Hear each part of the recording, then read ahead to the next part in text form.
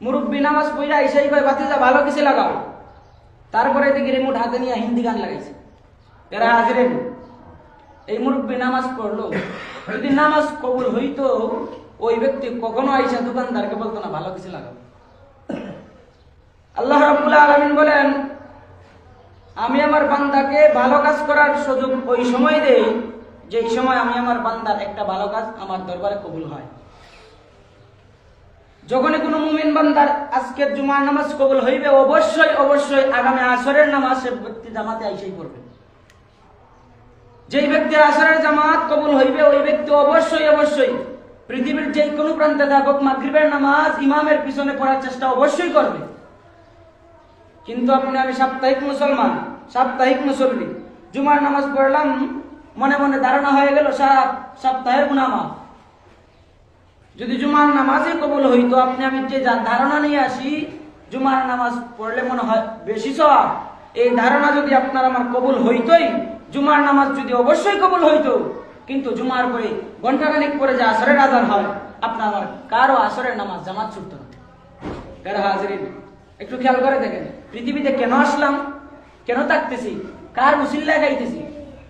দুনিয়াতে আল্লাহ রাব্বুল আলামিন আপনাকে আমাকে না পাঠাইলেও হইতো। আল্লাহ রাব্বুল আলামিন স্পষ্টভাবে কোরআনুল কারীমের মধ্যে বলছেন, বান্দা তোমাদের জন্য, তোমাদেরকে আমি যদি না পাঠাইতাম, আমি আল্লাহ রাব্বুল আলামিনের ইবাদত করার মতো কোনো মাখলুক যে পৃথিবীতে থাকতো না, এমন কিছু হইতো না। তোমাদেরকে পাঠাইলাম বড় মায়া কইরা। আল্লাহ রাব্বুল আলামিন বলেন, প্রত্যেকটা বৃক্ষলতা তরুলতা গাছপালা যা আছে সব কিন্তু আমি আল্লাহ রাব্বুল আলামিনের তাসবিহে লিপ্ত। আমরা দেখতেছি গাছ দাঁড়িয়ে আছে, কোরআনের ভাষায় গাছটা কিয়াম করতেছে। আমরা নামাজের মধ্যে প্রথমে দাঁড়ায় কিয়াম করতে হয়। প্রত্যেকটা গাছ দেখবেন কিয়ামের অবস্থায় আছে। গরু ছাগলগুলো আমরা দেখতেছি তারা রুকুর হালতে, আমরা দেখতেছি তাদের অবস্থাটাই এরকম। কিন্তু আল্লাহ রাব্বুল আলামিন বলেন, প্রত্যেকটা হাওয়ান জাতিকে আমি আল্লাহ রাব্বুল আলামিন রুকুর অবস্থা রেখে দিলাম। একমাত্র মানুষ হিসাবে আপনার আমার কাছে আল্লাহ রাব্বুল আলামিন প্রত্যেকটা মাখলুক যে যেই অবস্থায় আল্লাহ রাব্বুল আলামিনের ইবাদত করতেছে, প্রত্যেকটা প্র্যাকটিক্যালি জিনিস, প্রত্যেকটা ইবাদতের বৈশিষ্ট্য, প্রত্যেকটা ইবাদতের সিস্টেম একমাত্র মানুষ জাতির ভিতরে আছে। আপনি আমি এক নামাজের ভিতরে দেখেন কিয়ামও করতেছি, রুকুও করতেছি, সাজদাও করতেছি, তাসবিহও করতেছি, তেলাওয়াতে কোরআনও করতেছি। যারা হাজিরিন, এই জন্য আপনি আমি মুসলমান হিসাবে আল্লাহ রাব্বুল আলামিন আপনাকে আমাকে পাঠাইলেন, একটু খেয়াল করা দরকার। দুনিয়াটা কোথায় চলে যায়, অনেক মানুষ কিন্তু মারা যায়। বিশ্ব সাংবাদিক থেকে রিপোর্ট আসছে, বর্তমানে যুবকদের মৃত্যু সংখ্যা বেশি, বয়স্ক মুরব্বীগুলা মারা যায় কম। কারণ যুবক মানুষ বৃদ্ধ হওয়ারই চান্স পায় না, এর আগেই আল্লাহ রাব্বুল আলামিন দুনিয়া থেকে নিয়ে যায়। হাদিসের মধ্যে আছে, আগের জামানার উম্মতের হায়াত হবে একবারে সংকীর্ণ, কারণ গুনাহ হবে বেশি, গুনার কারণে মানুষের হায়াত কিন্তু কমে। আপনি আমি যত পরিমাণ গুনাহ করতেছি এই পরিমাণ কিন্তু আমল করতেছি না। এই জন্য সবসময় আল্লাহ রাব্বুল আলামিনের দরবারে ইস্তেগফার করা দরকার। ওগো আল্লাহ, দুনিয়াতে তো আপনি পাঠাইলেন আপনার ইবাদতের জন্য, যতটুকু সামর্থ্য তার 10 ভাগের 1 ভাগও করতে পারতেছি না। আল্লাহ মেহেরবানি করে আপনি আমাদেরকে রহমত দেন যাতে আপনার ইবাদত করতে পারি।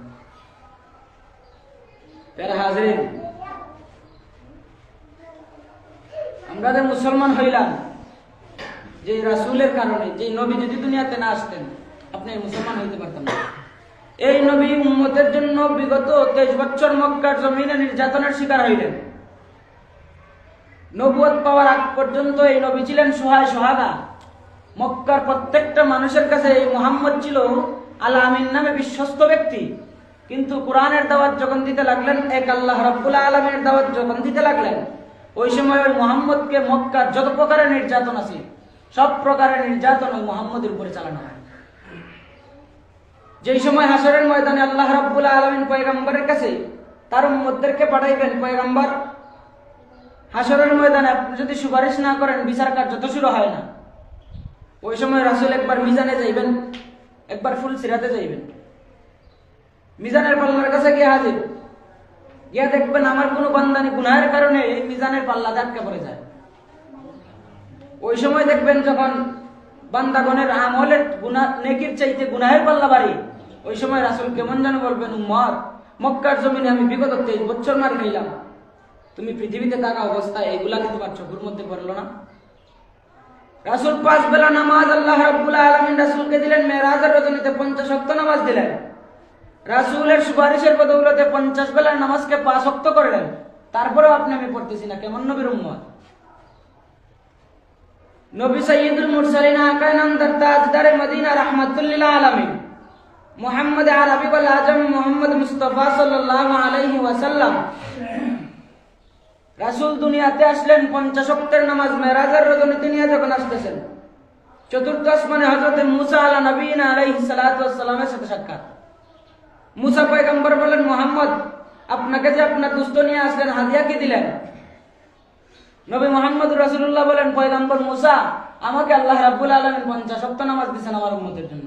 ওই সময় মুসা পয়গম্বর বলছিলেন, ওগো রাহমাতুল লিল আলামিন, আমার বনি ইসরাইলের উম্মতগুলা দৈনন্দিন 2 বেলা নামাজ আল্লাহ দিয়েছিলেন, 2 বেলার ভিতরে 1 বেলাও আল্লাহ রাব্বুল আলামিনের নামাজ তা ঠিকমতো পড়তে পারে না, আর আপনার শেষ জামানার উম্মত 50 বেলা পড়বে কিভাবে? আপনি যান আল্লাহর দরবারে সুপারিশ করেন, কমায় নিয়ে আসেন। কেন হাজিরিন, একে একে 9 বার যাওয়ার পরে 50 ওয়াক্ত নামাজকে 5 বেলা নিয়ে আসছেন।